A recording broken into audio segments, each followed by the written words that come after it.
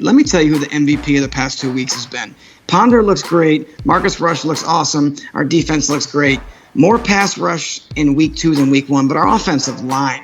This is not the same O-line that was on the team last year. Not the same at all. And I attribute a lot of it to the return of Anthony Davis. There was some drama. There was some Twitter beef. It's gone now. He's come back. He's made amends. He's dropped 40 pounds.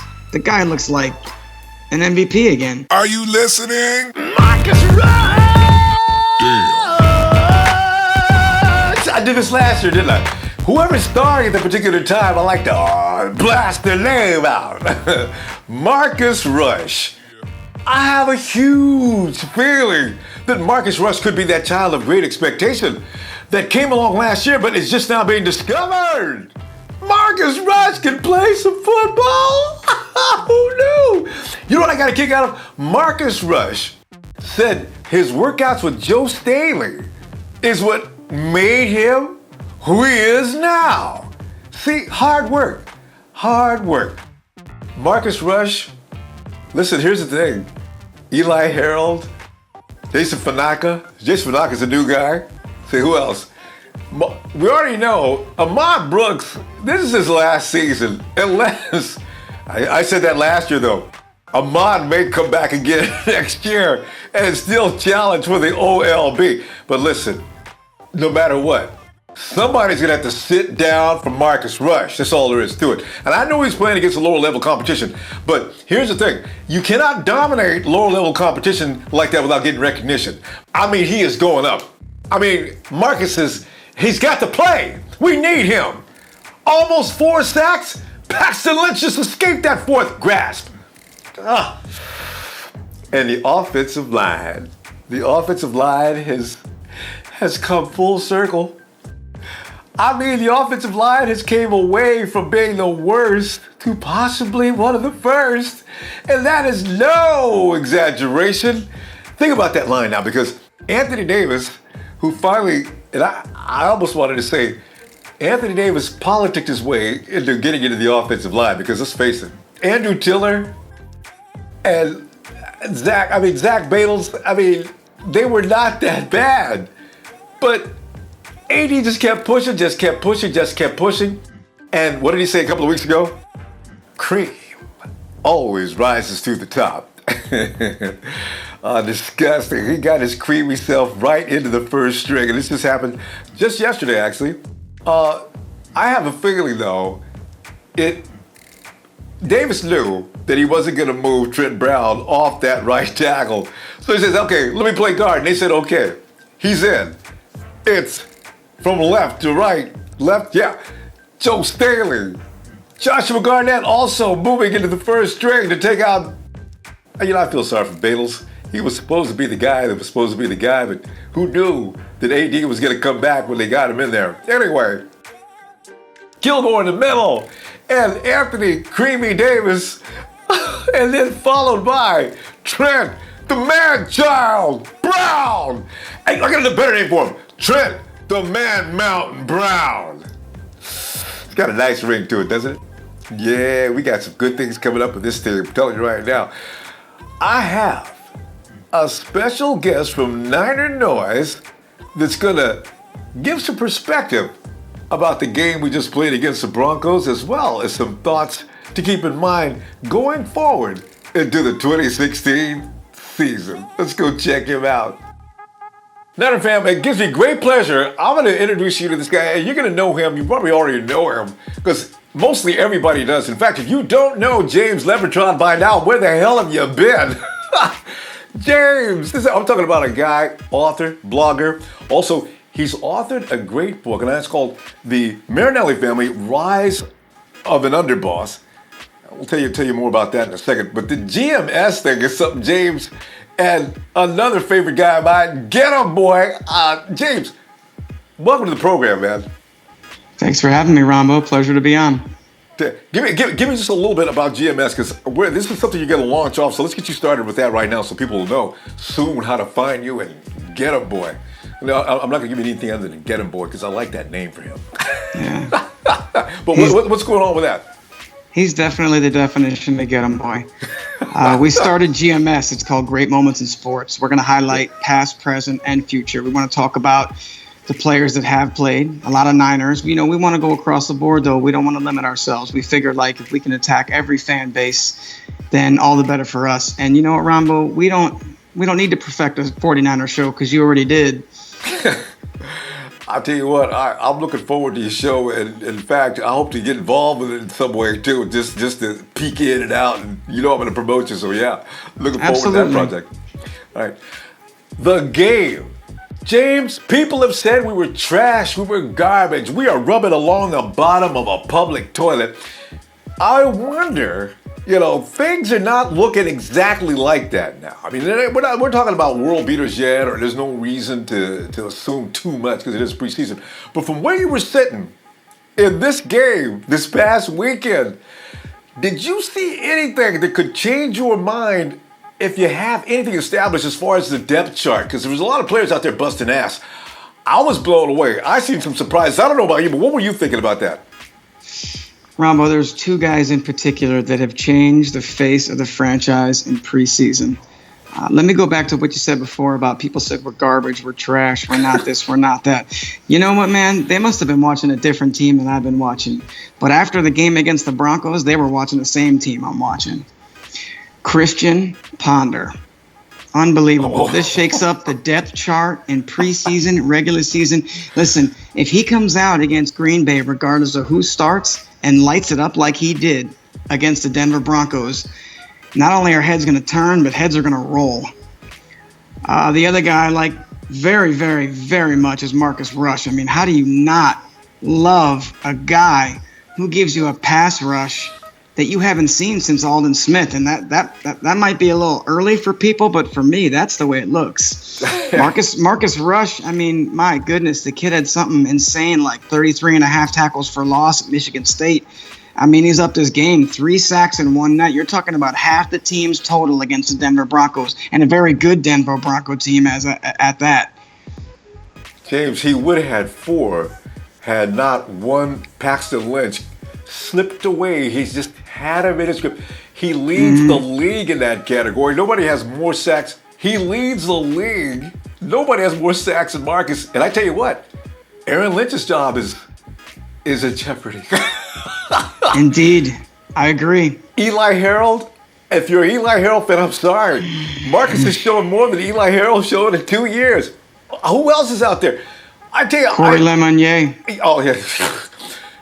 James, Corey is so gone. He is out of here. That's all there is to it. He's had 3 years already, and he hasn't done anything. Marcus Rush has done more than Corey has done in 2 games than Corey's done the entire time he's been here. It's over. I'm loving what I see. And your observation about Ponder, I still don't believe he did that. I hope he plays this week as well. They drew up a play. You heard about that, right? They drew up a play for him on the sidelines, I think. Yeah. And he came out and executed a touchdown. They said before that game, Ronbo, they went over 20 plays. He was only aware of 20 of them. And one of them was that touchdown pass to Dre Sanderson. Unbelievable. You're going to go over plays, go over the right ones, right? Yeah, because it was textbook. I said, Jesus Christ. When they said later how that came about, I said, no way. So, unbelievable. I don't remember him looking like that in Minnesota. I don't remember him looking like that in Oakland. Is Chip Kelly football just his ball? Have you looked into that at least far that deep, or how are you feeling about that? I think Chip Kelly ball changes every quarterback we have on the roster. I'll tell you what the difference is. When Ponder was in Minnesota, he was getting paid. Now he's hungry. He realized how to play football again. The guy was unbelievable the other night. I gotta agree with that. Speaking of quarterback situation, we got only other team's drama that compares with ours is that right there with the team we just got through playing as far as quarterback controversy. I mean, I understand that Mark Sanchez is now, they're thinking about letting him go, period. But what do you think about our quarterback situation? Now, from what you just said, things may have been altered a little bit. And also, you did something from Niner Noise. As James, did I mention James is a staff writer at Niner Noise? If I didn't, James is a staff writer at Niner Noise, and he just did an article yesterday. James, spotlight that a little bit for me. The article on Kaepernick and the rest of the boys in the quarterback camp. You know, if you asked me over the summer, before the training camp and preseason hype started, I would have said I thought Kaepernick was close to on his way out. Not because of his level of play, not because everybody in camp was better, but because all you heard all offseason was, we're trading Kaepernick. We want this. We're talking to Elway. Denver this, Denver that. I'll tell you, the other night, Denver wished they had him the other night because they needed somebody in there to make up for our defense. They needed somebody mobile. The thing is now, I think, the more I think about it, it's not Cap not playing that's going to hurt him. It's Gabbert playing in his absence that's going to help him. Blaine Gabbert, listen, he had midseason form last year and he looked great and he filled in when necessary and he looked well doing it. His numbers look better. I seen it. Rob Lauder from Niner Nation did an article on him and I saw the numbers. All of Gabbert's numbers were better, but he forgot the midseason form because he doesn't look that great. For me, what's he been? A combined total, I think, of 11 for 20 in the preseason, which is not horrible. It's not great. I read somewhere that he hasn't committed a turnover and he hasn't committed an interception, a turnover at all. The problem is that he's only thrown one touchdown, and that was due to a blown assignment on defense by the Texans and some crafty running by Vance McDonald. So, you could say he hasn't really committed a turnover yet, but you could also fight the argument that he really hasn't done anything yet. That's another way to look at it, too. You know what? I got to tell you, though, what if if Christian would have entered this derby at the beginning of the season, and I want to sneak that one in on you. I don't know if Christian Ponder just had a day or the Broncos just not with it. But if Christian would have started the season in this round robin instead of Thad Lewis, how do you think that would have affected things? Well, isn't it a lot more fun for him just to enter now and see it unfold late? Yeah. I mean, honestly, if they would have gone after Ponder, they probably wouldn't have gotten Thad. I got to tell you what, though, before Thad got hurt, he was the best-looking quarterback in that game against the Texans, I thought. Yeah. He showed up. He played well. He looked comfortable in that Chip Kelly offense, which he's already familiar with. He looked like he just kind of took over. The bottom line, what you just put right there, it's familiarity with that system. There's something about, because Thad looked extremely comfortable. I don't understand why in the world Christian looked so comfortable. He looked so cool and calm. The pressure was coming. Christian wasn't even phased a little bit. Sat back there, he found his targets. Nice long shots down the field. I says, okay, who is this guy really? That's why my question at that time was, because he looks like he's been playing, not a guy that just got called from painting his house a few days ago to getting on a plane and flying into Denver and learning a few plays, as you say, 20 plays, then he comes out there and just holds a clinic on how to play Chip Kelly football. I was shocked. I'm still shocked. That's what I'm saying. I hope to see him again this weekend. And if he comes back down to earth, I'll say, okay, that's expected. But if he continues up at the height he is, whoa. So, unbelievable. It's unbelievable. Listen, the guy was near perfect. He was 7 of 8, 80-something yards, a 22-yard touchdown run because the pocket was going to collapse, and 30 yards in the air to Trace Anderson. I mean, what better interview process than that? Fakes the handoff, goes around the other side. It was actually perfectly executed. It was. It couldn't have been done any better. He was holding classes out there on how to run the offense. It was a clinic for sure. Midweek, James. Come in midweek and you come in and you do this. James, unbelievable. The doomsday that everybody, I was talking about just a little while ago, the doomsday that everybody is saying now, some of the critics are sitting around and I'm sure they're going to start doing U-turns, backpedaling, and maybe trying to modify a little bit what they're saying about the 49ers. But James, do they still look like trash? You and I both agree. The 49ers look like a little bit more than what was predicted. And I'm thinking they're being fueled by some of the criticisms, the negative shots, the heat evanisms, I call them now. Yeah. That kind of attitude, I think it's starting to have an effect on this team as a whole. What are you thinking about that? I agree. I think that the Heath Evanisms are definitely unnecessary. I think they're a little ridiculous. I think it's very easy to call a football team trash when you don't have your quarterback controversy settled. Because, I've seen it over the decades with football teams. They try to build defense. They tried to get great receivers to come in. They tried to get running backs. But if you can't build your team around a quarterback that can be a game manager and be your voice, then you're not going to go anywhere. You need leadership. And I think that's where people were coming from. I think it's very easy to discount our defense also because they're all so young. But listen, I'll take 11 hungry, angry, chip on their shoulder defensive young players over a veteran D any day, because you know what? You're not paying me yet, so I'm going to show you how hungry I am. I like that a lot. And I figure that's their attitude right now, because what we see from Marcus Rush, and also another name you might have wanted to mention, Nick Bellore. Nick Bellore. Nick is outplayed everybody not named Bowman. Nick is outplaying him. He's all over the place. And he reminds me of Chris Borland. That's why I'm saying, yeah, that's a touchy subject. Oof. I'm thinking of Ray, Gerald Hodges. I said, you guys better step it up, because this guy wants to play, and it looks like he's getting ready to take somebody's job. As far as I'm concerned, Marcus Rush and Nick Bellore have already taken jobs, as far as I'm concerned. Yeah, me too. I'd argue with anybody all day long, and I want Marcus Rush on that edge, and I want him starting this weekend. I want to know if he can run next to Aaron Lynch, because if he does, that's only going to make us a more dangerous team. What do you think about that?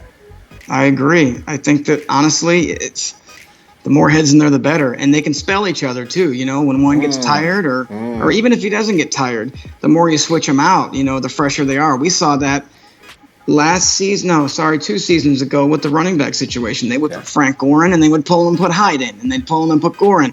The defense didn't know what to do, because as soon as they got set on one running back, we switched it up. Yeah, anytime that you have quality depth like that, your guys are going to be well rested, and you're going to be able to even the time of possession out on both sides of the ball. One thing you just got me started on, and one thing before I let you go here, the running back situation. Just because you mentioned it, I've been trying to relax about that. I can't tell you how pissed off I am. Carlos Hyde has had one. We've had two from the other two guys that have seen more action, because Sean Drawn is not in the game. What is going on with Harris? And what's going on with all of a sudden, you got Mike Davis who can't hold on to the ball too. Is this because of the new offensive system? Is this because of lack of focus? Is it Tom Rathman's fault? What in the world is the problem with holding on to the ball? Well, I can tell you right now, it's definitely not Tom Rathman's fault. That guy was a beast, and he held on to the ball. I'll chalk it up to everybody else looks great, so somebody has to look mediocre. You know what? The running has been very good. Let me tell you who the MVP of the past 2 weeks has been. Ponder looks great. Marcus Rush looks awesome. Our defense looks great. More pass rush in week 2 than week 1, but our offensive line. This is not the same O-line that was on the team last year. Not the same at all. And I attribute a lot of it to the return of Anthony Davis. There was some drama. There was some Twitter beef. It's gone now. He's come back. He's made amends. He's dropped 40 pounds. The guy looks like an MVP again.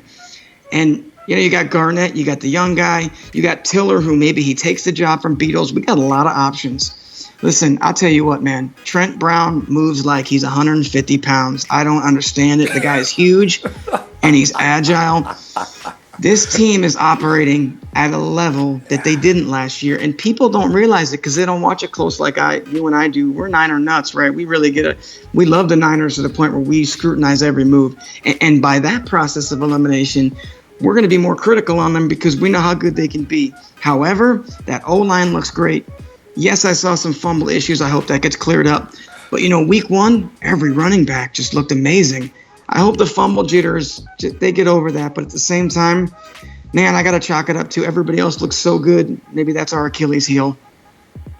Got a feeling that fumble issue is going to end this week. Tom Rathman, when Kelvin Taylor came off that field after killing that clock by running out of bounds when he was supposed to stay in bounds, you could read Rathman's lips and he was not saying anything nice. So I got a feeling some of the discipline that's been lacking out there is not going to be prevalent this weekend, and that's perfect. This is week 3. It's time to start looking good. So, yeah, I like what I think is going to happen this weekend, James.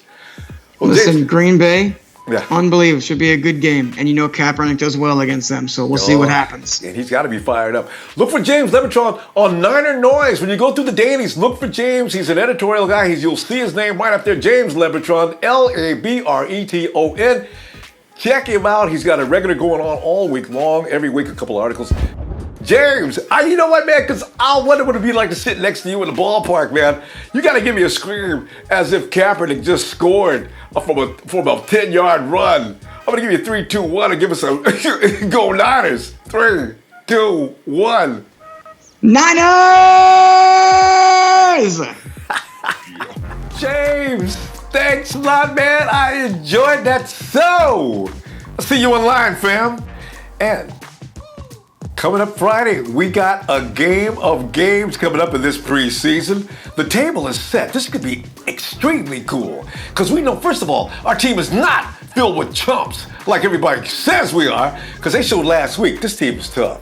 Okay, this team is tough, a little fine tuning. This team is going to be better than 3-13, guarantee that right now. And Kaepernick versus the Green Bay Packers, it doesn't get any better than this for preseason. That's going to be a game. Woo, that's going to be fun to watch. And I will see you during the game, which I call something I call now in your face at your place. I'll be watching the game for about a quarter with you right here on YouTube. And also, after the game, of course, there's going to be a fan gathering right after the game. You're going to need the app, though. You need the app because I'm going to put the link that's going to make it possible for you to join the fan gathering. So you got to get the app. The app is free. It's Ronbo Sports. iOS, of course, is the App Store. And, of course, Android is Google Play Store. You got that? Get it! And I'll see you after the game because you'll have the link and we'll join it. We'll talk about how we did whatever we did. You know what? No bad luck face. I will not say what we're going to do yet. I'll wait until that day to get really stupid, okay? And also, you need that app for the Red and Gold radio show, which takes place every evening, 7 o'clock San Francisco time, otherwise known as PDT. 7 o'clock, go about an hour. And I've got a phone line. Of course, I want you to join in. Interrupt me all you want to. Let's talk some football. It's football season. I'll see you Friday. Hit like if you do. Share and please subscribe. 7, 6, 5, 4, 3, 2, 1. You'll never be secrets.